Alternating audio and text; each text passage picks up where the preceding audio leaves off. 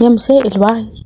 هنا خلف الشاشة، والقصة اللي هقولها يمكن تبان بسيطة في ظاهرها، بس صدقوني ورا كل قصة في 1000 شاشة مستخبية.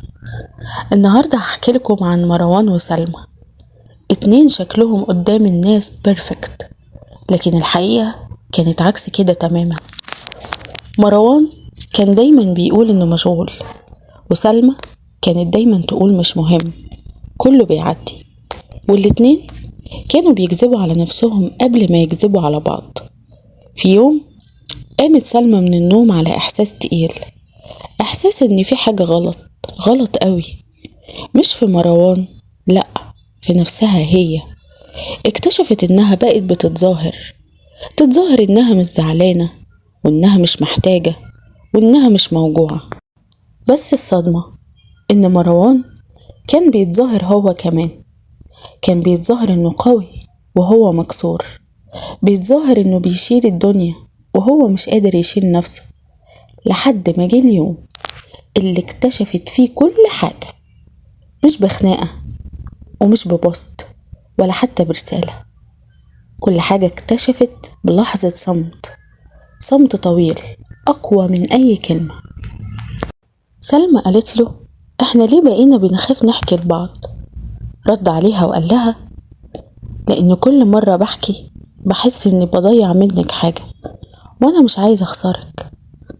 فهمت وقتها إنهم مش بيفشلوا، هما بس مخنوقين من التمثيل، لأن أكتر حاجة بتدمر أي علاقة مش المشاكل، لكن ساعات بيبقى الخوف من كشف المشاكل أكبر من المشاكل نفسها.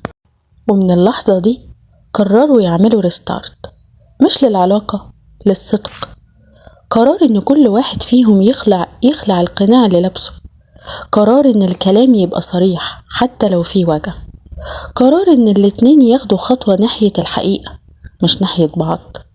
لأن في النهاية الحب الحقيقي مش في حضن دافي ولا كلمة حلوة، الحب الحقيقي هو إنك تحس بأمان، تكشف جرحك قدام اللي بتحبه من غير ما تخاف يبعد.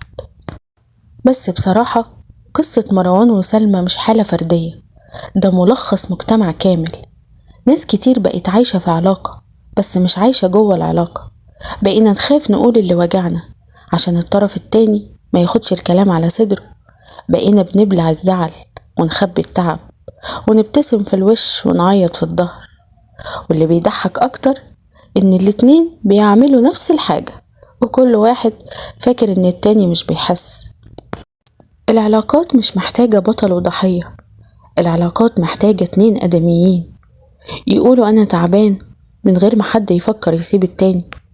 والأهم إن الصراحة مش خطر، الصمت هو اللي خطر. وأكتر حاجة بتقوي أي علاقة مش الحب، لكن إنك تلاقي حد تقدر تكون نفسك قدامه من غير تجميل ولا خوف، ومن غير ما تعمل حساب ورا الشاشات. ودي كانت حكايتنا النهاردة، بس انتظروني لأني دايما هجيب لكم الكلام اللي محدش عنده الجرأة يقوله، هنا وبس في خلف الشاشة.